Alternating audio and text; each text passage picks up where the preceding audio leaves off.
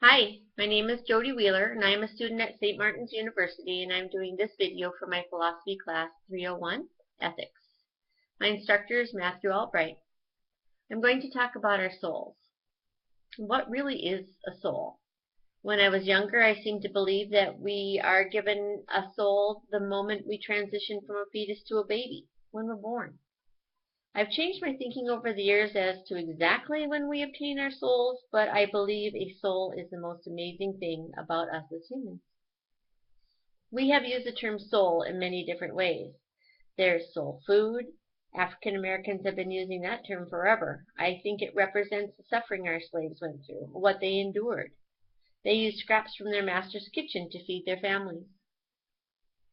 It was out of sheer will, not only to survive, but to protect their family by feeding the soul. As you said, Mr. Albright, take care of the body. The slaves were keeping the soul strong to endure the suffering. We say that music fills our soul. It has soulful notes, or music from the heart.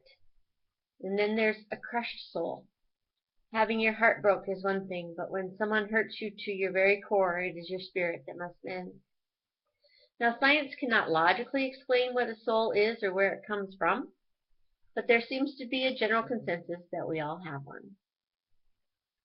This class uses the term metaphysical or beyond science, so does that mean that there has to be a God? An omniscient, omnipresent entity? Is a soul an infinite entity? Socrates says the soul lives on even after the body dies and is reborn in another body.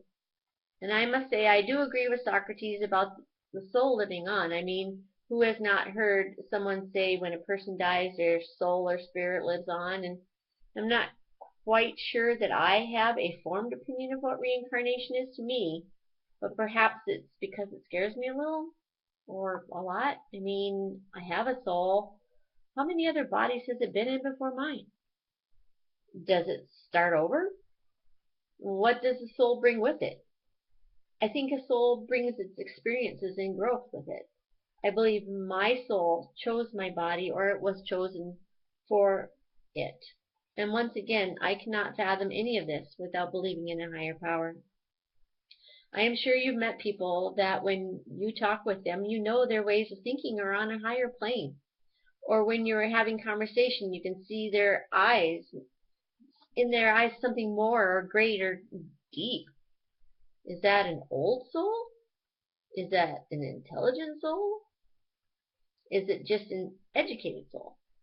What about the young people with old souls? I mean, how do they understand so deeply?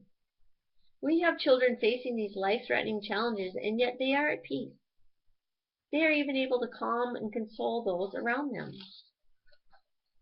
Plato said, the soul or self is of three parts, if you will: reason, spirit, and appetite. And the reason guides the spirit to manage the appetite. That the soul is run by reason, and it reasons that we are to be good. Socrates said, to know thyself, you will become good. You will become happy. I try to be good, but I seem to have several moments of Mae West type experiences of crossing that good line.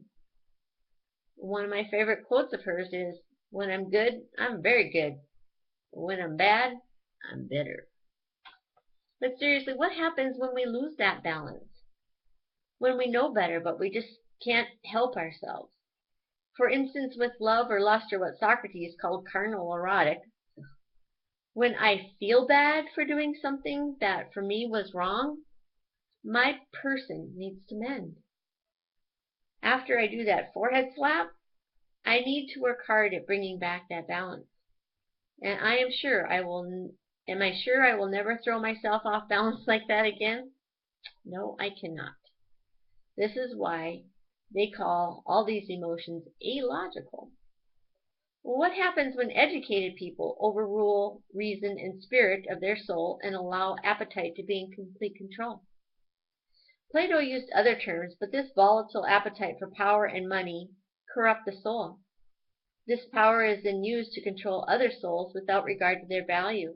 Well, how is this right or good? And what does this do to the soul that is living within that horrible person? I do not know. So I am grateful for my soul.